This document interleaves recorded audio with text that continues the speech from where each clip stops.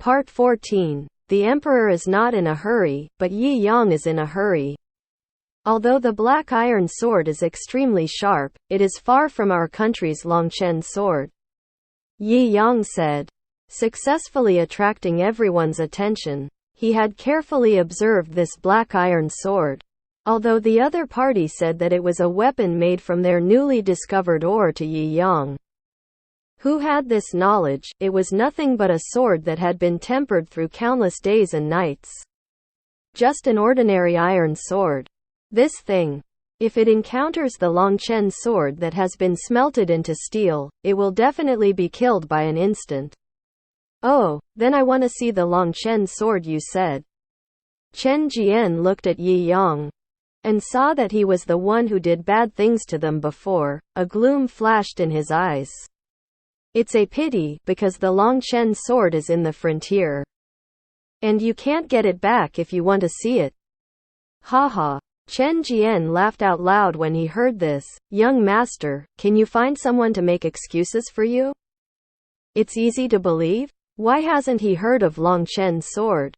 If you don't believe it, you can wait for us for half a month. After half a month, we will let you know what a good sword is.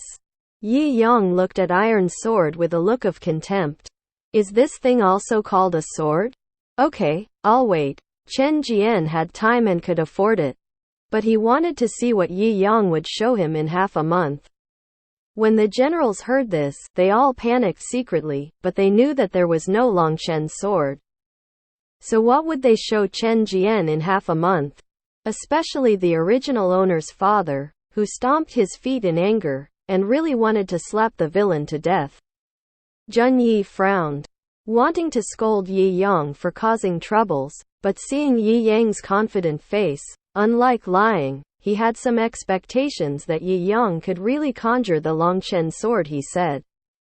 After the tossing of these messengers, the scene could no longer be restored to the previous hustle and bustle. Everyone drank wine with heavy hearts and silently watched the dancers twist their graceful postures. Later, envoys from other countries came, but their national strength was not as good as that of the Holy Dynasty. Naturally, they did not dare to make trouble at Zheng Yi's birthday banquet, and they all obediently sent precious gifts and blessings. Yi Yang drank the wine like water, ate the food made from the best ingredients, and looked at the graceful beauties on the dance floor. The life was not too good. If you can hug left and right, Yi Yang said, it may be more enjoyable. From noon until night, Yi Yang's buttocks hurt from sitting, and finally, under his various tweaks, this longevity festival finally came to an end. Yi Yang had just walked out of the hall when Chen Jian came to him and sneered, young concubine Yi, I am looking forward to what you will use to cut off our black iron sword in half a month. A junk sword that has been tempered dozens of times is also. I'm so embarrassed to call it iron sword. Are you afraid you're going to laugh at me? Yi Yang looked disdainful. After Chen Jian heard this, his face suddenly changed. It seemed that Yi Yang was right about how their black iron swords were made.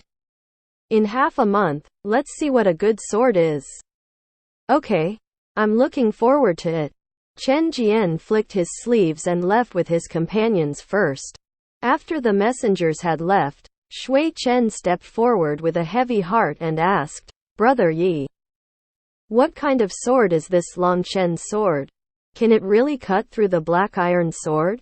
A peerless sword. As for the worries of the imperial concubine, you will naturally know after half a month.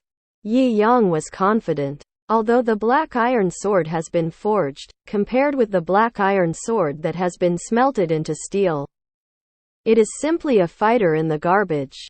Hey, don't talk too much. If you continue to cut the black iron sword, it will not only lose the face of your majesty, but also the face of the entire Holy Dynasty. Concubine Ling came over and sneered while holding his throat. Yi Yang was about to ask concubine Ling to stop talking in the future when eunuch Yun hurriedly walked over and said respectfully to Yi Yang, young concubine Yi, the emperor has a request. Yi Yang knew that the emperor would meet him, nodded and went with eunuch Yun. Go to the side hall of Xing Chen Palace. Shui Chen was worried that Yi Yang would be scolded by the emperor later. He followed and wanted to say good things to Yi Yang. But he followed up, but was stopped by eunuch Yun, Your Majesty. The imperial concubine, Your Majesty only summons young Master Yi. Yi Yang looked back at Shui Chen, saw his worried face, and felt good in his heart. He replied with a confident smile. He walked into the hall where the emperor usually handled government affairs. As soon as he entered the hall, eunuch Yun, who was outside, closed the heavy door. It seemed that he did not want outsiders to hear the conversation between them. Yi Yang knelt on the ground according to the original owner's memory, and said loudly, Minister Concubine, see the emperor, long live the emperor. Get up, he said indifferently. Concubine Yi is really out of the limelight today. Yi Yang, who had just stood up, heard what the emperor said, and immediately apologized for himself. Your Majesty, you can't say that. Those envoys are so arrogant that everyone is so arrogant. I can't bear it. Hey, Zhen Yi sneered and asked. Do you really know about pandas or are you blind? Yi Yang had already thought of an excuse before, and replied with a light smile. Go back to the emperor. I accidentally read a folk book before. And there was a portrait of a panda in the book. Oh, a book? A hint of doubt appeared on Zhen Yi's stern face. What are these? Yi Yang looked at the bamboo slip in Zhen Yi's hand. And his mentality collapsed. Fuck. I don't even have papers. How can I say books? He coughed lightly, concealing the embarrassment on his face, and replied, Your Majesty, it's a bamboo slip.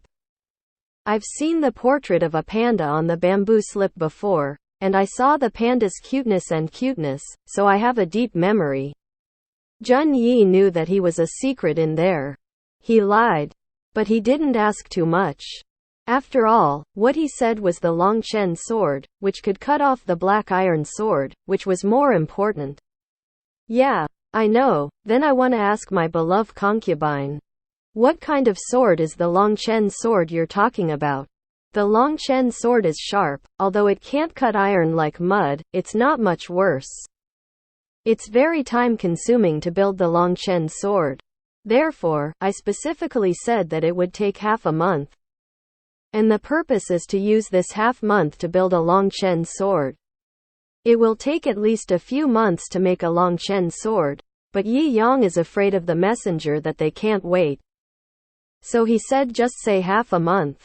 As long as the craftsmen forge the Longchen sword day and night, half a month is enough to make a Longchen sword. Okay, tomorrow morning. I will ask eunuch Yun to come over and call you to go to the military equipment supervision together. Zhen Yi waved his hand, indicating that Yi Yang can go out. Yi Yang knows that it takes a lot of time to forge a good Longchen sword, especially since he has never operated it before, and there will inevitably be failed operations during the period. He couldn't afford to waste any time and said anxiously, Your Majesty, time is running out.